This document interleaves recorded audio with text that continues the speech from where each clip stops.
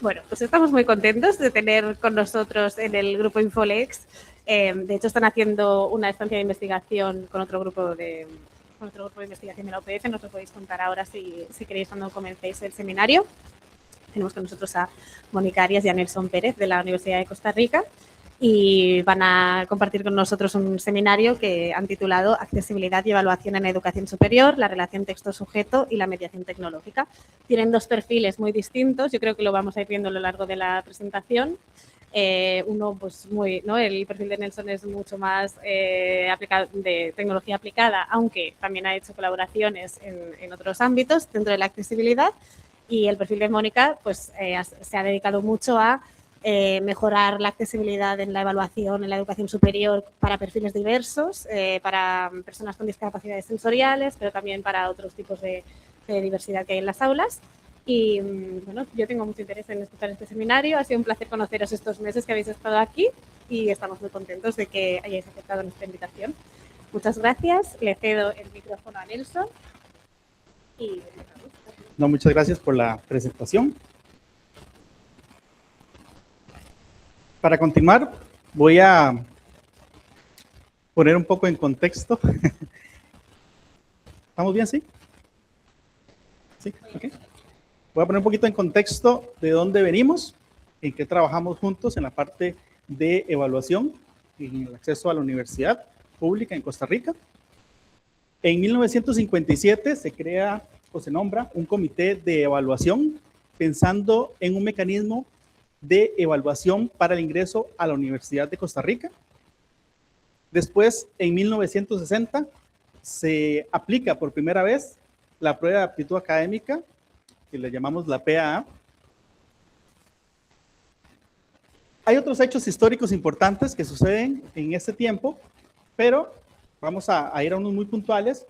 En 1982 y 1983 se aplican por primera vez la prueba de admisión con algunas adecuaciones, que es un hito importante.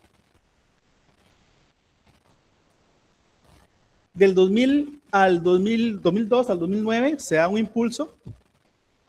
Se busca que el equipo de la prueba de aptitud académica haga más investigación, ¿no? Se motiva que se haga investigación.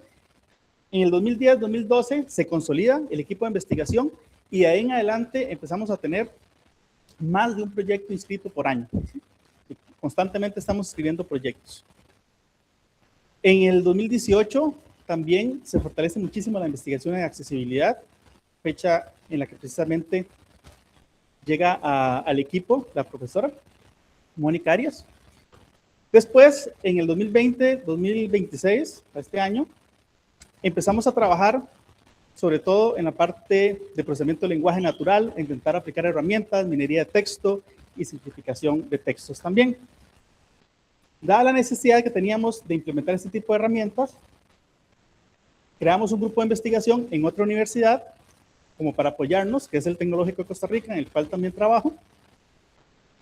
Y desde ese equipo de investigación contactamos con el profesor Horacio Sayón, en el grupo de procesamiento de lenguaje natural de la Pompeu Fabra, y empezamos a colaborar ya a partir de ese momento, 2022, hasta la fecha. Y venimos acá y hacemos la pasantía en el departamento y con el grupo de procesamiento de lenguaje natural, y nos invitaron amablemente también a colaborar acá con ustedes. Le doy la palabra a Mónica.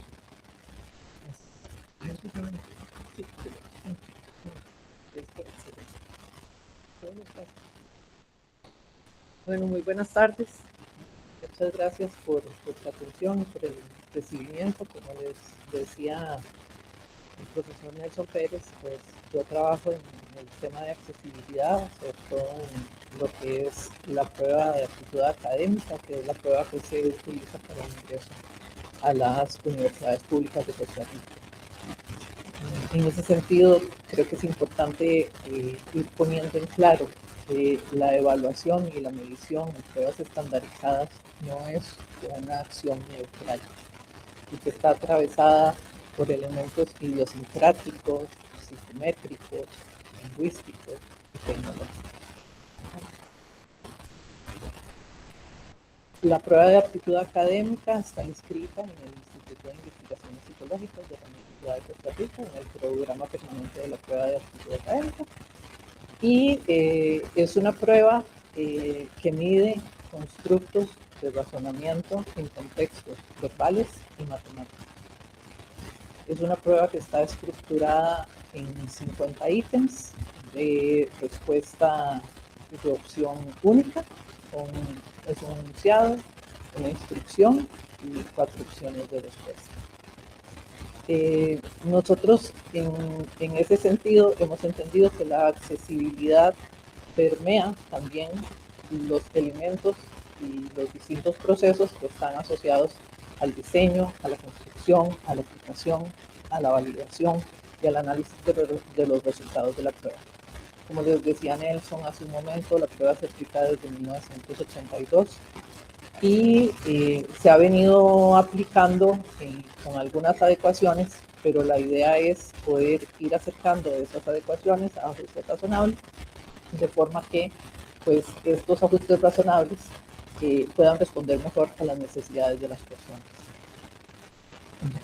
Quiero mostrarles ahora el ejemplo de un ítem de la prueba de admisión y cómo un ítem se le presenta a una persona con condición de discapacidad visual y usuaria de lector de pantalla. Un académico tiende a descalificar la obra de los historiadores de QR. Al historiador Q lo etiqueta como tradicional, pese a la ruptura que supusieron sus trabajos sobre la historia electoral de un país. Al historiador Q lo cuestiona mediante la estrategia de generalizar sus conclusiones a toda la sociedad, a pesar de que el historiador Q la circunscribe a la vida política, y al historiador R lo responsabiliza por inspirar interpretaciones de los grupos subalternos como robots, planteamiento que no tiene la menor base en la evidencia disponible. ¿Cuál de las siguientes opciones presenta una idea implícita del texto anterior? A. La obra del historiador R supuso una ruptura, por su tradicionalismo, en la historia electoral. B. Gran de las obras de los tres historiadores se relacionan con la política, la sociedad y la cultura. C. Los planteamientos del historiador Q se refieren únicamente a la política. D. El polémico académico desmiente las afirmaciones de los historiadores. Esta es una prueba que hacen alrededor de 50.000 personas anualmente para el ingreso a la Universidad Nacional o a la Universidad de Costa Rica. De ellas hay personas que aplican con condición de baja visión, con ceguera, con sordera y pues con otras condiciones a nivel cognitivo y psicosocial.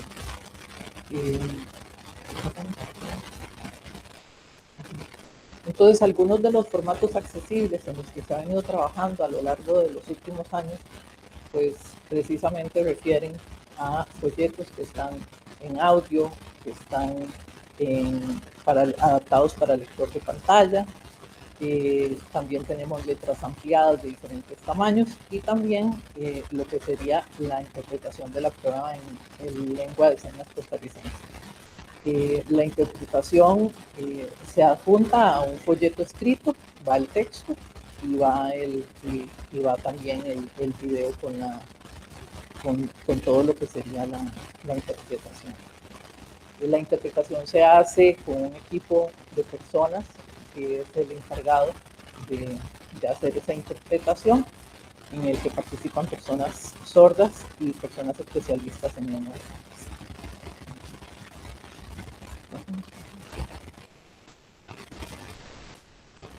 Entendemos entonces que la accesibilidad trasciende también a las cuestiones meramente de orden tecnológico y pues obviamente de lo que tiene que ver con los formatos accesibles y que está ligada también pues, a esos elementos, como decía inicialmente, de diseño y construcción del ítem.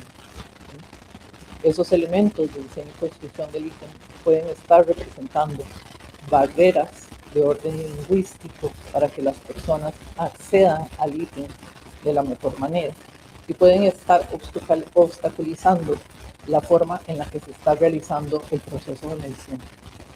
Nosotros queremos medir el razonamiento, como decía, en contextos verbales y matemáticos. Y si hay una barrera lingüística que limita el acceso a esa información o que dificulta el acceso a esa información, entonces estamos poniendo a esa persona en una situación de desventaja. Y eso implica que estamos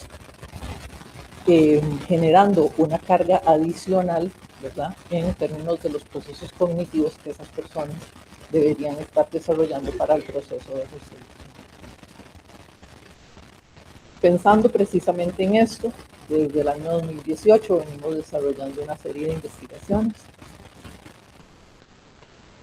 Sí. Gracias. ¿Ahí? Ok, gracias. Estamos desarrollando un proceso de diferentes investigaciones desde el año 2018 que están precisamente relacionados con la investigación de estudiar cómo funciona la relación del texto y el sujeto y cuáles son los elementos que están mediando en esa relación entre texto y sujeto.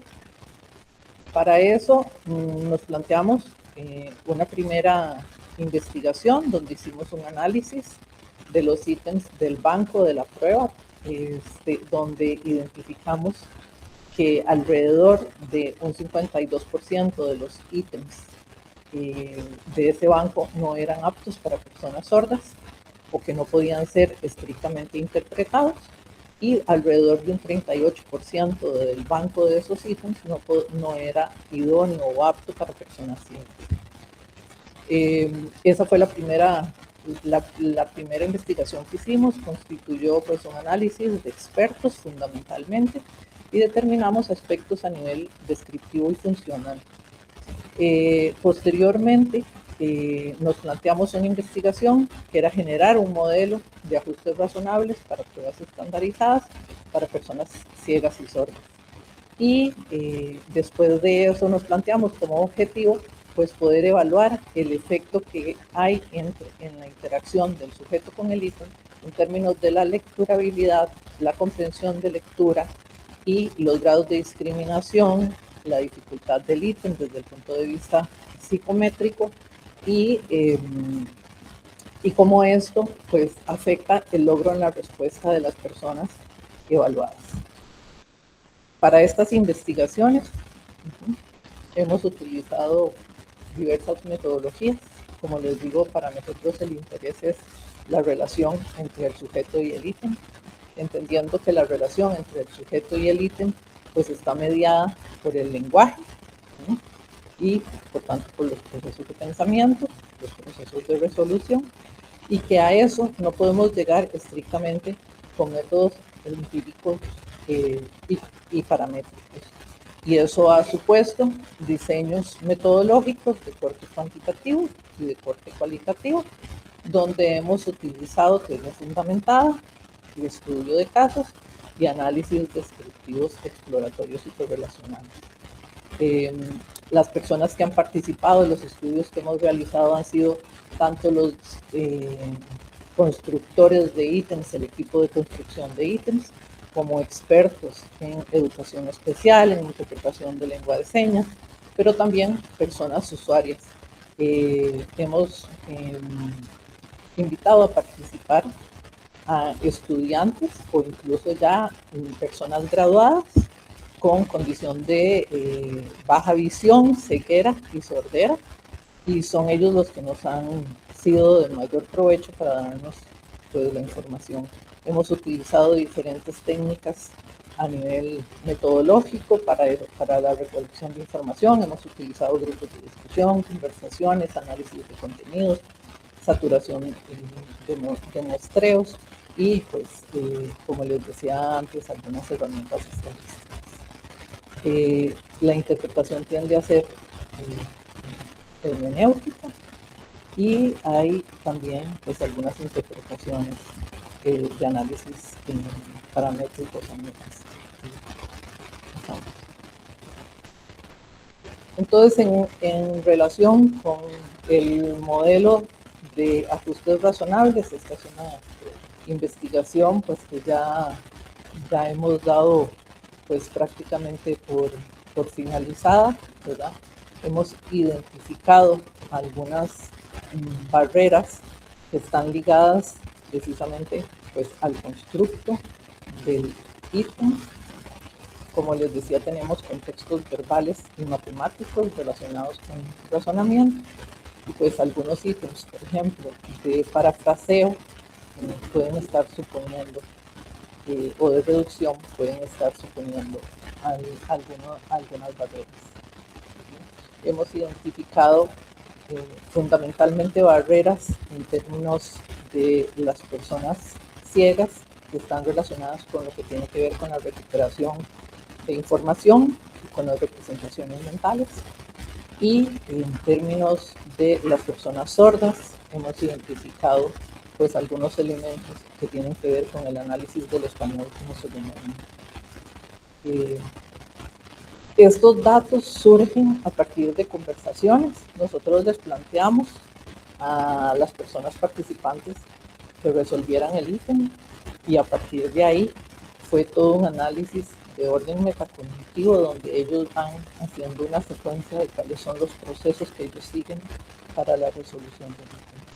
Ahí advertimos que hay elementos a nivel contextual, por ejemplo, cuando hay falta de referente en el ítem, cuando hay un referente que está asociado a una experiencia que está vinculada a la visión o a la audición, o por ejemplo, encontramos aspectos que tienen que ver con el texto y con la organización sintáctica del texto que pueden estar dificultando la retención de información o la representación de esa información, y obviamente elementos que están relacionados con el vocabulario y que pues implican pues el uso de vocabulario que tal vez es abstracto, ambiguo, que tiene elementos visuales o auditivos, que no es de uso cotidiano.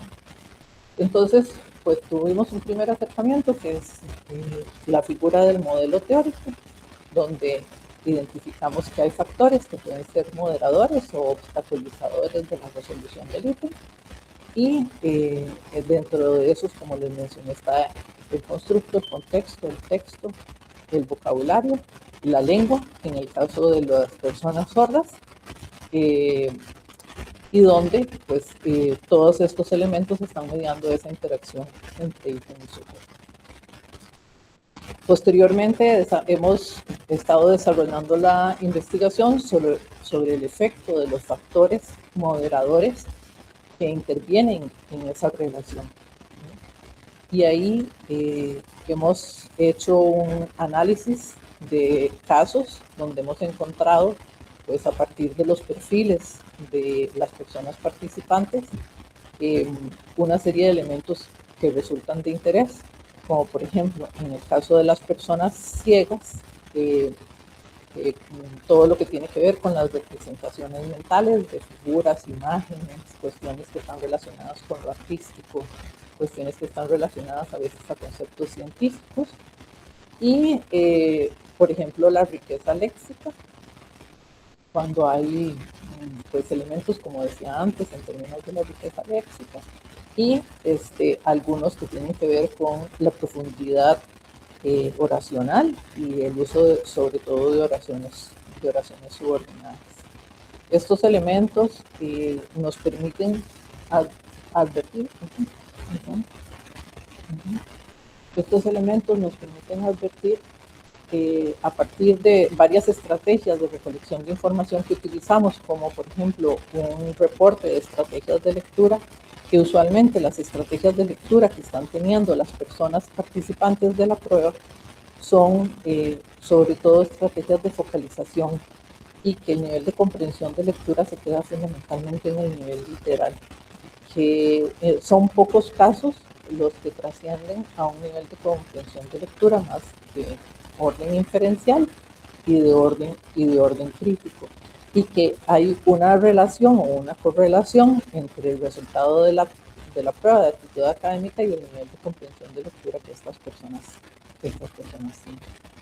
Entonces, a partir de esto, hemos identificado que hay elementos de la lecturabilidad del ítem que deben ser retomados y analizados para mejorar el ítem de forma que eliminemos esas barreras a las cuales se están enfrentando pues, estas personas y que no están estrictamente mediadas por el constructo de la prueba. Tenemos una conclusión preliminar que nos acerca a un modelo de correlaciones. Inicialmente nosotros habíamos pretendido hacer un análisis de senderos, sin embargo, y poder establecer cuál era la magnitud entre cada uno de los factores moderadores. Sin embargo, hemos tenido limitaciones a nivel metodológico, porque la población que habíamos estimado inicialmente con base en la población de años anteriores que participó en la prueba de 2024, fue inferior a la que participaba en años anteriores. Y entonces no tuvimos una muestra lo suficientemente robusta como para poder hacer el análisis de segmentos. Sin embargo, a nivel teórico, pues hacemos un planteamiento de factores moderadores, ¿verdad? A nivel conceptual, que podemos pensar que en un futuro, con una población más grande, podamos establecer con un análisis más de parámetros.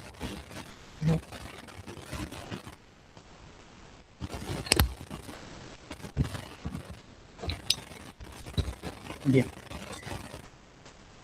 Ahora me voy a poner en la camiseta un momentito del constructor del ítem. Usualmente es una persona que viene de, bueno, tenemos dos perfiles usualmente, uno que viene más del área matemática, enseñanza de la matemática, y otro que es más de filología, lingüística, dependiendo del caso. Digamos que sacamos a una persona de su comodidad de estar dando cursos de literatura, con todo lo que esto implica, y lo llevamos a un contexto de construcción de ítems, de evaluación, ¿verdad? Que no es su contexto típico, y se encuentra con una serie de retos que implica, una serie de consideraciones que debe tener a la hora de construir los ítems de razonamiento. Primero que todo, el foco en la parte de razonamiento. Y debe estar, hay categorías de construcción que tienen que enfocarse en esas categorías para que el ítem sea realmente ese constructo que estamos midiendo, ¿no? Después tenemos intentar predecir el comportamiento estadístico de esos ítems. Es decir, tenemos al menos 3 parámetros que hay que cumplir, y si esos parámetros no se cumplen, al final el ítem que se construyó se desecha, ¿sí? Y el porcentaje de ítems que no logran pasar los filtros es muy alto. Estamos hablando de que se pueden construir hasta 100 ítems al año, por decir algo, y de esos 100 ítems apenas 35, 36 van a tener un espacio final para llegar a un pilotaje, por decirlo de alguna forma, y de esos 35, 36 ítems, solamente 10, 12 van a llegar a estar finalmente en el banco. Entonces es un proceso muy costoso.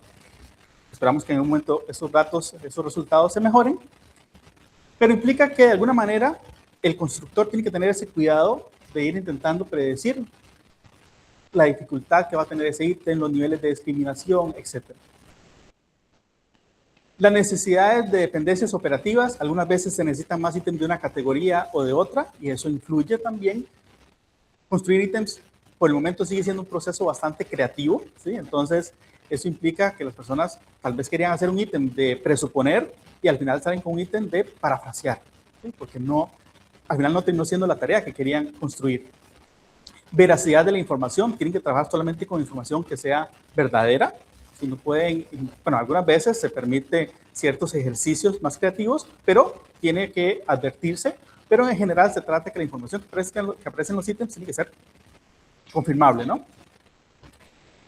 Excluir el conocimiento curricular, es decir, no se trata de medir lo que se enseña en ciencias o lo que se enseña en matemáticas, sino razonamiento como tal. La atención a la carga lingüística, lo que ha estado explicando la profesora Mónica bastante tiempo.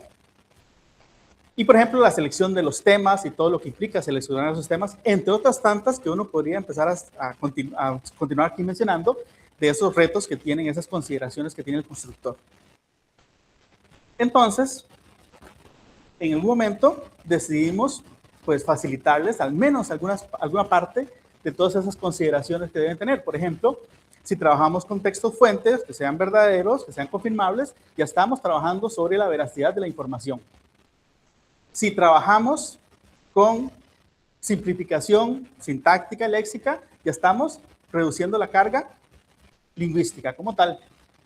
Y también, si de alguna manera preseleccionamos los temas, le ayudamos al constructor a seleccionar textos que tengan un nivel adecuado para la población meta, que el significado del texto sea accesible, que sea familiar para las personas evaluadas, y que corresponda con ese entorno sociocultural. Eso en el escenario ideal. Ahí tenemos una imagen del mapa de Costa Rica haciendo referencia a esa localidad que tiene muchas veces los ítems y otros aspectos culturales, como en este caso unas esferas de piedra que son muy famosos en el contexto costarricense.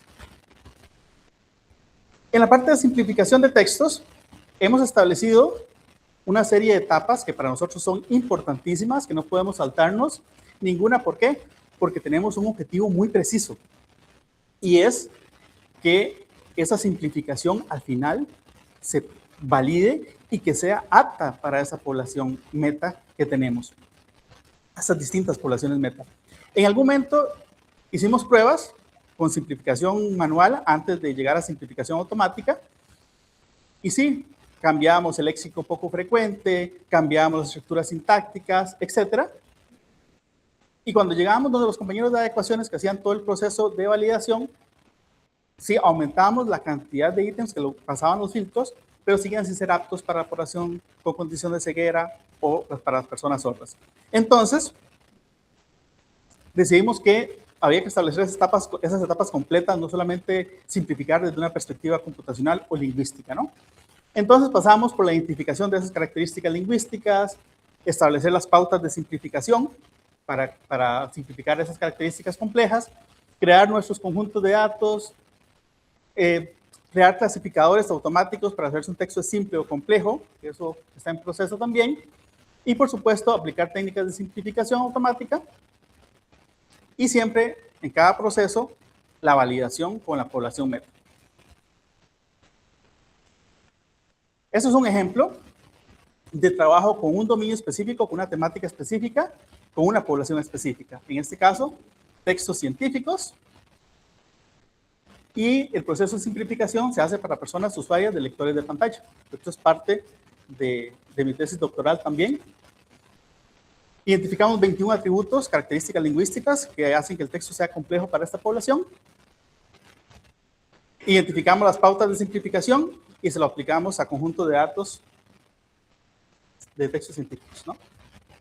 Algunos ejemplos de esas características, de esas 21, no las traigo todas, pero son muchas.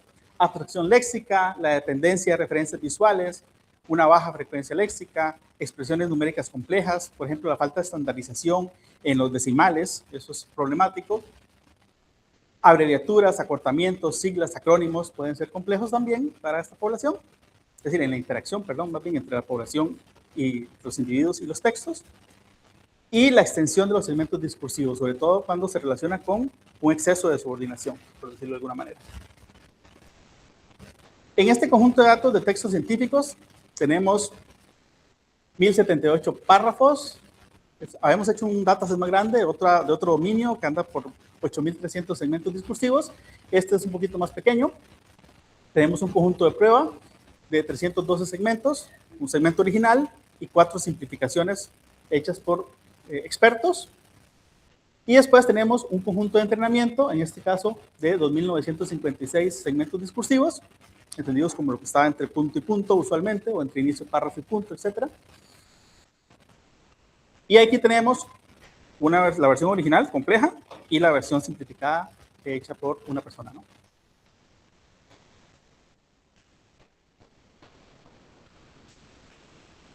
Y esas características sexuales aparecen con diferente frecuencia. Por ejemplo, en este caso, en que las abreviaturas es lo que más aparece en los textos científicos, expresiones numéricas complejas o sin estandarización completa, la frecuencia léxica, la extensión de los segmentos, referencias visuales y la abstracción léxica también, pero con diferentes niveles de aparición, frecuencias de aparición, ¿no? Como técnicas de clasificación, hemos utilizado modelos clásicos, máquinas de soporte vectorial, random forest, ¿verdad? Pero en este caso, como las características tienen que estar ya predeterminadas y que tienen que ser identificables computacionalmente, muy claramente, ¿verdad? En ese sentido, pues los resultados de esa clasificación no suelen ser tan buenos, ¿sí? Como cuando aplicamos enfoques basados en transformers, ¿verdad? En arquitectura, donde hemos logrado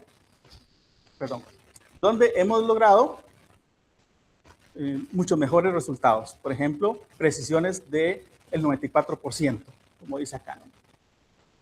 Y también estamos probando pues, los LLMs con técnicas de prompting. Eso, pues, nos hemos ido metiendo todos un poquito en esto, ¿no? También en las técnicas de simplificación hemos utilizado tanto técnicas de prompting como reentrenamiento de LLMs. Y podemos decir que los resultados han sido buenos en el sentido de que logramos métricas automatizadas pues con buenos números. Por ejemplo, SARI, es una métrica que está hecha para la simplificación como tal. Y en otras de conservación semántica también con buenos resultados. Pero sobre todo nos interesa que cuando esas simplificaciones que obtenemos de los modelos son evaluadas por personas de la población meta, usualmente trabajamos con jueces expertos de la población meta, obtenemos que evalúan, el resultado de esa evaluación es que las versiones simplificadas por los modelos sí son más simples que los textos originales y además el acuerdo entre esos jueces es muy alto, ¿no? Para arriba de 0.75, que ya se considera un acuerdo excelente.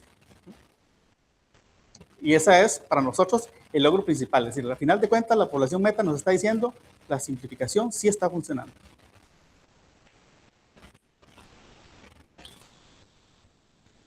Un académico critica la obra de 3 historiadores. Al primero lo califica como tradicional, aunque sus trabajos sobre la historia electoral de un país supusieron una ruptura. Al segundo lo cuestiona por generalizar sus conclusiones a toda la sociedad, a pesar de que este historiador las limita a la vida política. Al tercero lo responsabiliza de inspirar una visión de los grupos subordinados como robots, pero no existe evidencia que respalde esa afirmación. ¿Cuál de las siguientes opciones presenta una idea implícita del texto anterior? A. La obra del tercer historiador supuso una ruptura por su tradicionalismo en la historia electoral. B. Grande las obras de los 3 historiadores se relacionan con la política, la sociedad y la cultura. C. Los planteamientos del segundo historiador se refieren únicamente a la política. D. El académico desmiente las afirmaciones de los 3 historiadores.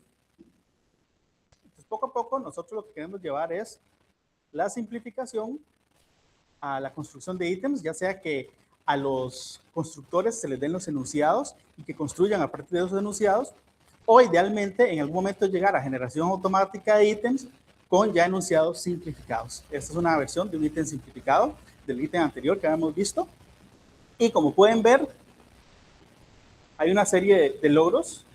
Por ejemplo, la reducción de la densidad léxica, la reducción de la complejidad como tal, de la frecuencia, por ejemplo. Tenemos vocabulario de uso más frecuente. La reducción de la profundidad sintáctica, hay más segmentación, hay menos subordinación. La reducción del procesamiento morfosintáctico en general, la reducción de la carga de memoria de trabajo, que es muy importante para la población usuaria de lectores de pantalla, porque no se pueden estar devolviendo como lo hacemos nosotros con un salto ocular. Y eso implica tiempo y carga en la memoria de trabajo. La reducción del procesamiento referencial simbólico. Y en este caso, la versión simplificada tiene 18 palabras menos que la versión compleja. Y ya eso pues, es bastante también en relación con los otros aspectos que se mencionan. Bien, un agradecimiento a todos los que han hecho posible pues, tanto el seminario como nuestra pasantía, en este caso de investigación, el doctorado de Ciencias Naturales para el Desarrollo, que pertenece a 3 universidades, el Tecnológico de Costa Rica, la Universidad Nacional y la Universidad Estatal a Distancia de Costa Rica. Después a la Universidad de Costa Rica también, que nos dan los permisos para estar acá, igual que el Tecnológico en mi caso. Al Grupo Infolex por abrir el espacio para este seminario y por esa calurosa bienvenida que nos dio la profesora Blanca también, que nos hemos reunido, hemos pasado momentos amenos. Y por supuesto al Grupo de Procesamiento de Lenguaje Natural, que es también el que nos ha recibido, el que nos ha servido de anfitrión, especialmente al profesor Horacio Sayón y a los compañeros que nos han dado el espacio por acá, George y en este caso que nos están representando al grupo hoy, y Estefano.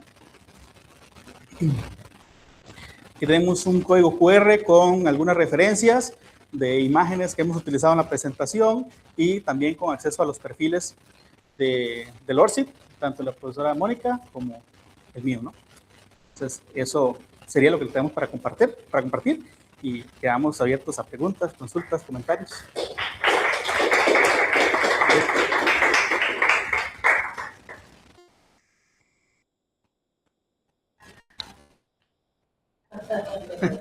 Muchas gracias, muchas gracias.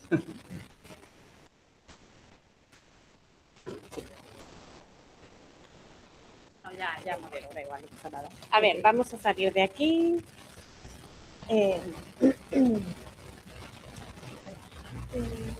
Por supuesto, le presentamos la información muy general, pero si quieren dar un detalle específico, pueden contactarnos más ampliamente.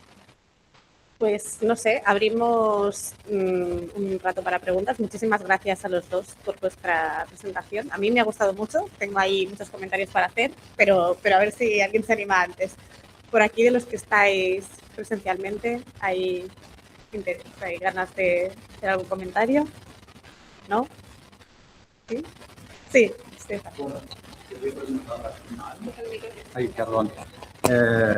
La parte final es una evaluación humana, ¿no? Cuando dices que vale. Y los ejemplos que habéis puesto, la velocidad de lectura es una velocidad de lectura real que usáis, Mónica, o sea, bueno, es que es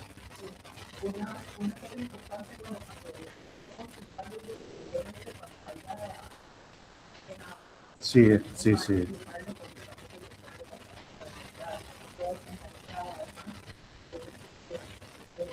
Mm.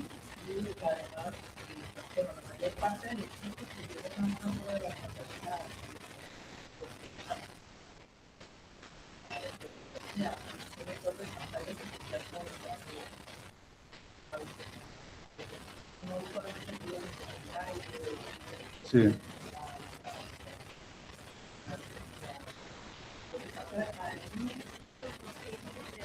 Ay, perdón. No te oyen bien. Disculpen. No, lo que comentaba es que los usuarios de lectores de pantalla, pues que ya tienen cierto entrenamiento, utilizan pues velocidades mayores al 50% de velocidad. Es frecuente eso, cuando estamos en una prueba estandarizada, pues el tiempo es oro.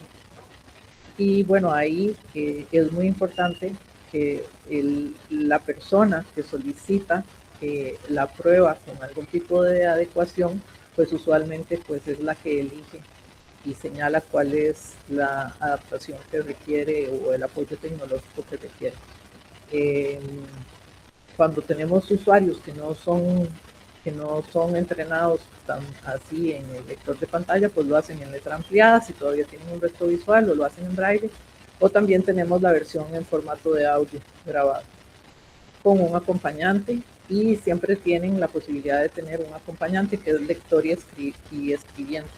O sea que si ellos necesitaran que alguien les repita algo en algún momento, ellos pueden acceder a esa posibilidad de que se les repita o de que se les ponga el audio nuevamente o de volverse con el lector de pantalla. Lo que pasa es que una lectura auditiva pues tiende a hacerse por fragmentos, y a la recuperación de información tiene que ser bastante rápida, ¿no? Porque no es como cuando tú puedes volver al ítem para ubicar con el movimiento sacádico. Ahí es muy importante que, por ejemplo, en un ítem como el que pusimos antes, hay en el proceso de solución, en cierta forma, una verificación de información. Entonces, es muy probable que una persona que no tenga un nivel de comprensión de lectura a nivel muy desarrollado, a nivel inferencial o físico, es probable que tenga que volver varias veces al texto para identificar las claves.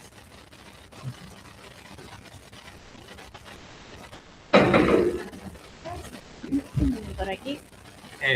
Yo tengo una pregunta, a ver si me explico bien. Pues entiendo que estas preguntas son para algún tipo de examen, ¿sí? Y me estoy preguntando si después de hacer una simplificación, si eso no afecta el nivel de examen, porque imagino si quitamos algunos términos más complicados, el examen se pone más fácil, ¿no? Si habéis mirado el nivel de dificultad, porque algún nivel de dificultad también es necesario, ¿no?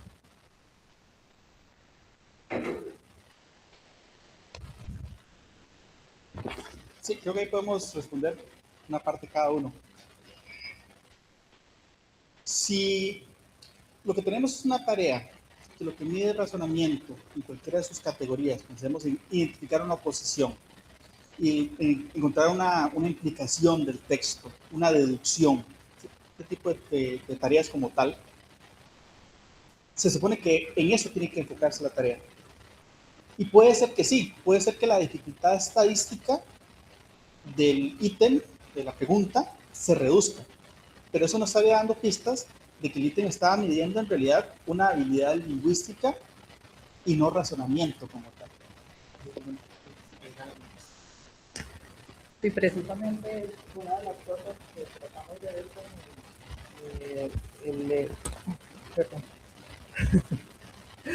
con el estudio sobre el efecto de las variables moderadores, porque la intención es que no haya una disminución en términos de la dificultad del ítem.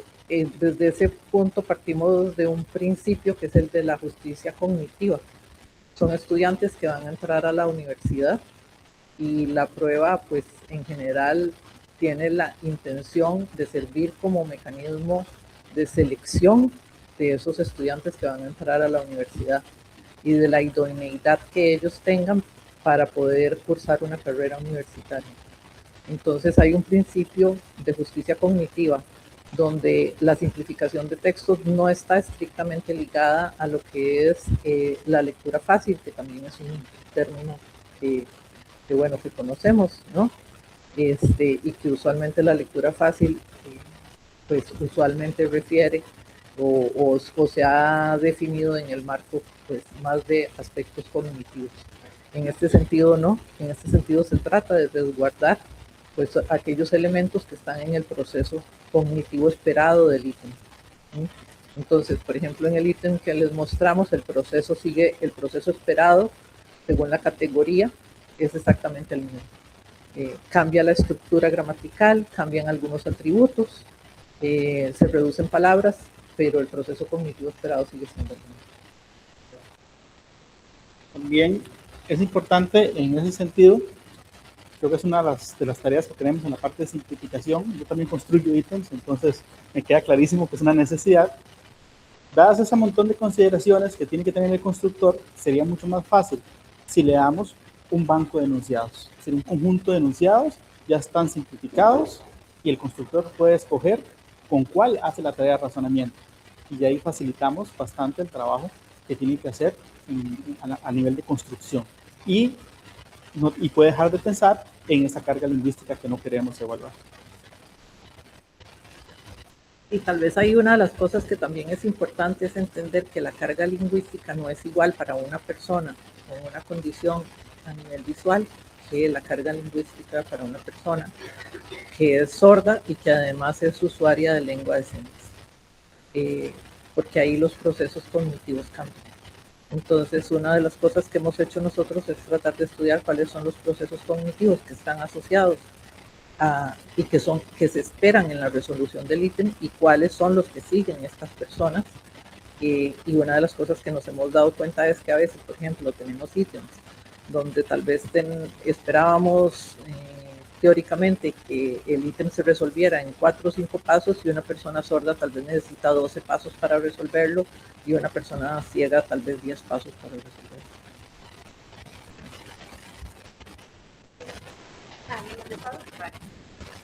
¿Alguna pregunta más por aquí? ¿No?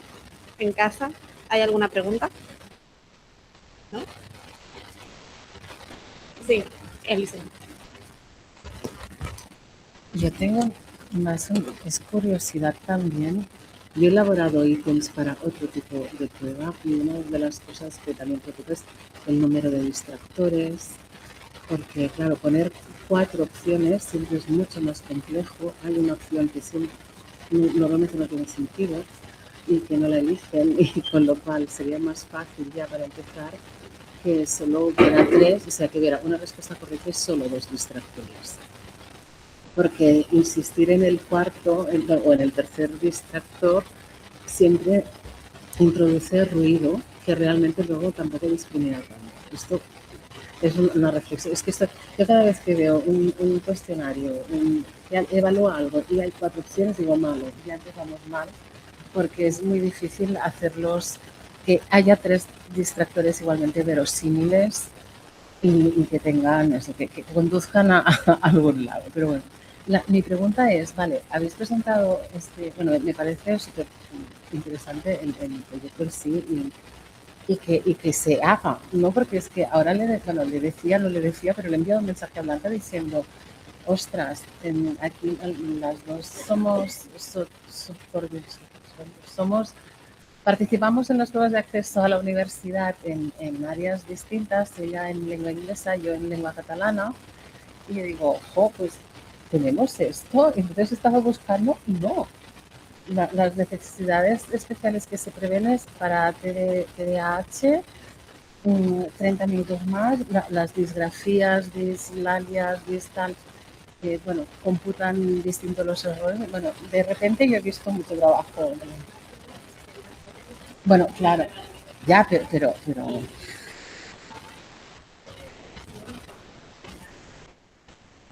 ¿y en las incidencias qué hacen? Bien. Bueno, ya, pero que no está ni en la página web. Es que es fuerte. Bueno, perdón, no, pero la pregunta es que nos vamos, pero nos funcionamos, o dices, uy. ¿Ya no estás? Perdón, mira, no lo sabía. Pues ahora eres tú. Perdón. Bueno, que nos vamos otra vez. La pregunta es, ¿la prueba de acceso a la universidad es para entender también, claro, habéis dicho, no, es que aquí solo se mide el razonamiento y tal, pero que hay más pruebas, entiendo, de acceso? No. Sí, no sé. Bueno, es que también para entender el nivel de decisividad, o cómo se llama. Respondo yo la primera, la que tiene que ver con la cantidad de opciones. En su momento tuvimos 5 opciones. Tuvimos 5 opciones y nos dimos cuenta por medio de los análisis estadísticos que efectivamente la última era la que llamamos la opción tonta, ¿no? Entonces la que nadie escoge porque el constructor ya no lo logró. Pasamos a 4. Sabemos también por bibliografía y por las pruebas estadísticas, ¿sí? Que incluso hay un cuarto que no está tan bien, un tercer distractor, perdón, que no está tan bien. Pero lo hemos mantenido por ahí por el momento. Hemos hecho muchos cambios del 2012 para acá. Teníamos otros formatos que se han eliminado también, buscando favorecer más ese factor general que llamamos razonamiento. Sí, tal vez uno de los mayores problemas que tenemos con el asunto de los distractores es con las personas sordas. Porque claro, ahí entra muchas veces la situación de las sinonimias, y entonces cuando hay un distractor, ¿verdad?, que es una sinonimia, al momento de hacer la interpretación en lengua de señas, entonces de ahí el distractor se queda sin sentido, ¿verdad?, porque es la misma interpretación tal vez para los dos. Entonces, por eso decía yo antes que tenemos dentro del banco de ítems alrededor de 50 y pico % de ítems que no son aptos en este momento para personas con sordera. Pero sí hay la intención de la prueba es que no tengamos pruebas diferenciadas para diferentes poblaciones, sino tener una misma prueba. Yo por ahí tengo la reflexión de si deberíamos estar utilizando los mismos índices de discriminación, ¿verdad?, para hacer la selección de los aspirantes al ingreso a la educación superior de la misma forma, digamos, usar el mismo índice de discriminación para población regular, como típicamente le decimos en el departamento, ¿verdad?, que para la población que requiere alguna adecuación. Yo creo que ahí sí tal vez tendríamos que hacer algún otro tipo de estudio a nivel estadístico, pero bueno, eso es de las cositas ahí que me hacen ruido a mí, pero que todavía no ha aterrizado en un proyecto de investigación.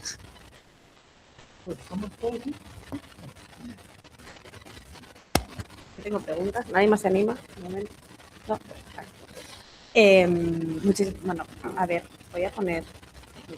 Si saludo a la gente. Hola. Bueno, varias cosas que habéis ido diciendo que quería comentar. Una, que creo que es muy positiva y vosotros no la habéis reivindicado mucho. No, hacia el final habéis hablado de que tenéis validación, ¿no?, en la población meta, pero creo que lo más valioso de todo el estudio es que es una necesidad real, ¿no? Porque en la accesibilidad lo que pasa muy a menudo es que se estudian cosas que nadie ha pedido, ¿no? O sea, en este caso tenemos estudiantado. Yo creo que evidentemente no conozco el caso de Costa Rica bien, pero creo que es un problema internacional, ¿no? Que los estudiantes con ceguera, baja visión, hipoacusia y sordera llegan a este nivel educativo y como tradicionalmente no llegaban, ahora llegan, se encuentran unas barreras, bueno, supongo que inesperadas, sobre todo en función de qué acompañamiento han tenido en fases anteriores, ¿no? Y claramente es una demanda que van repitiendo. Así que creo que eso es algo muy importante de lo que estáis haciendo y creo que va para largo, tenéis mucho trabajo todavía, pero ya hay mucho camino recorrido. Vale.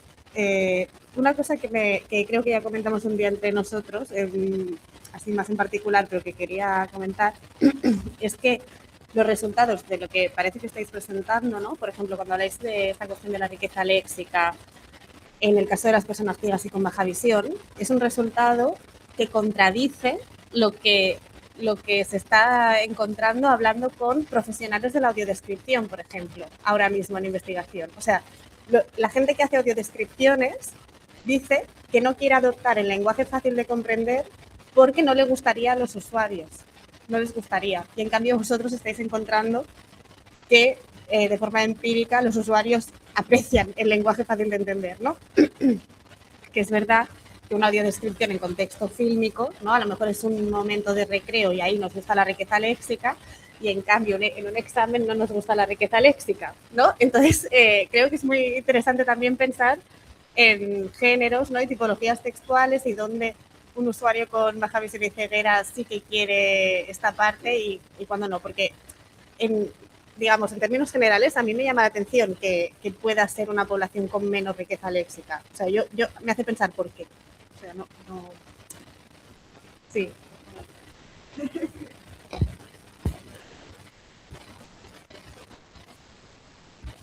Vamos a ver, esto es interesante porque hay que hacer un poco un recorrido hacia atrás, ¿verdad? De la historia educativa e incluso familiar, de los apoyos que han tenido las personas. Usualmente nosotros no tenemos un sistema, al menos en Costa Rica, robusto de apoyo a las personas con cualquier condición de discapacidad en la educación primaria y secundaria. Hay apoyo, ¿no? Y están integrados incluso en las aulas, o sea, son parte de la educación regular. Pero muchas veces lo que pasa es que los maestros no saben qué hacer con estas personas. Entonces, si no tienen un entorno familiar que les dé un soporte robusto, ya ahí hay una exclusión a nivel de sistema, porque el sistema difícilmente lo sostiene. Entonces hay una deprivación cultural. Por ejemplo, hemos visto, como hay ítems que son en contexto matemático, hemos visto, sobre todo en el caso de las personas ciegas, que dejan los ítems sin resolver, los de contexto matemático. Y cuando les preguntamos que por qué, nos dicen que porque el profesor o la profesora que tuvieran en el cole, pues nunca les hizo, digamos, ningún tipo de adecuación o de acercamiento al contenido. Entonces, lo que hemos tratado nosotros, como lo que estamos tratando es de medir contexto, razonamiento en contexto matemático, es ponerlo los ítems en contextos de la vida cotidiana. De forma que en vez de hablar con términos matemáticos, podamos pues referirnos a cosas que pasan en la vida cotidiana, de botellas, sillas, mesas, en un aula, cosas de estas que pueden ayudarle a la persona a hacer representaciones de la terminología matemática sobre cosas más cotidianas. Entonces, por ahí es por donde lo hemos estado abordando. Ciertamente llegan a la universidad y el proceso de nivelación en términos de ciertos contenidos es bastante complejo. Pero para nosotros sí hay un asunto de coherencia desde el punto de vista del diseño, construcción y validación de la prueba, en términos de la equidad y de la participación de esta población y de que esta población sea parte de los estudios que estamos haciendo. Eso nos enfrenta a limitaciones de orden metodológico, evidentemente, porque tenemos poblaciones pequeñas que no llegan a tener muestras a veces mayores de 100 o 120 personas. Y pues obviamente a veces el mundo de la ciencia pues tiende a ver con interés aquellas investigaciones que puedan generalizarse o replicarse y no ven el nivel de aprendizaje que pues investigaciones como estas pueden generar en contextos diferentes. También me gustaría agregar algo en relación con esto. Como pueden ver ahora, estoy haciendo, lo he mencionado varias veces, el doctorado del cual soy estudiante se llama Doctorado en Ciencias Naturales para el Desarrollo, ¿sí? Y tiene un énfasis de tecnologías electrónicas aplicadas. Fue como el contexto ideal para trabajar tecnología con lenguaje, con ciencias, ¿sí? ¿Por qué? Porque efectivamente, si pensamos en un texto de ciencias naturales, en un país sobre todo que tiene tanta biodiversidad como Costa Rica, pues hay mucho de qué hablar que la gente conozca sobre el tema, ¿no? En cambio, cuando, por lo menos a mí, hay constructores que lo logran muy bien, pero cuando yo quiero hablar de arte o hablar de literatura en un ítem, en una tarea de razonamiento, me pasa que de repente me doy cuenta de que estoy utilizando un lenguaje que tiene que ver más con la estética y que para la tarea de construcción del ítem puede ser no tan adecuado. En cambio, si yo hago ítems que tienen que ver con plantas, que tienen que ver con animales, que tienen que ver con las piedras, etcétera, algo de la vida cotidiana que la gente de Costa Rica tiene, pues se me hace mucho más fácil y me permite reducir esa carga que tenemos, ¿no? Además, estamos hablando acá de poblaciones específicas también, ¿verdad? Pero en Costa Rica hay una diferencia importante entre lo que es el centro del país, mucho más urbanizado, y las periferias del país, donde hay mucha ruralidad, e incluso tenemos pues, pueblos originarios, que tienen en algunos casos incluso todavía educación bilingüe en su lengua nativa y en español. Pues que yo creo que esta parte es muy importante porque tiene que ver también con la cuestión de las personas usuarias de la lengua de señas, ¿no? O sea, ¿cuál es tu lengua 1? Para cómo, porque ahora hemos dicho lo de que, ¿no? Que a veces se tiende a buscar estudios que quieren generalizar más, y creo que Mónica tiene toda la razón, pero yo cuando hablabais, ¿no? Y decíais lo de que estos estudiantes aplican, habéis dicho, estrategias de focalización, ¿no? Y que se quedan en el nivel literal. Yo pensaba, eso no es generalizado, o sea, es muy probable que eso les pase a estudiantes de muchos perfiles muy diversos. Claramente no me atrevo a decirlo con contundencia porque yo no he hecho el estudio empírico con la parte estadística como vosotros, que habéis encontrado diferencias entre personas sordas y personas ciegas, por lo tanto vosotros lo sabéis mucho mejor, pero que yo creo que si hiciéramos un estudio como este, con la aplicación de estos sistemas de simplificación a estudiantado en general, seguramente muchos se beneficiarían de los cambios, y para mí eso es positivo porque eso es accesibilidad de verdad, ¿no? O sea, es adoptar una medida que es buena para mucha gente, no solo para una persona, sino es una cosa muy costosa, ¿no? Así que sí, bueno, me parece. Yo estoy encantada, podría hablar con él mucho rato, pero no sé. Lo dejamos aquí si os parece. Muchas gracias otra vez. Os volvemos a dar un aplauso, que yo creo que es más que merecido. Tenéis más aplausos por mí. Sí, Sergi, no sé si... no, Sergi, no sabem què has fet. Hola, has aplaudit, has aixecat la mà. Mira, el Jordi ha posat la cámara. Tenemos ahí a Paula Higareda y a Jordi, que también son de nuestro departamento, profesores de traducción. Bueno, y está conectado también Sergi Torné, que os he dicho, que es el IP del grupo que no podía venir.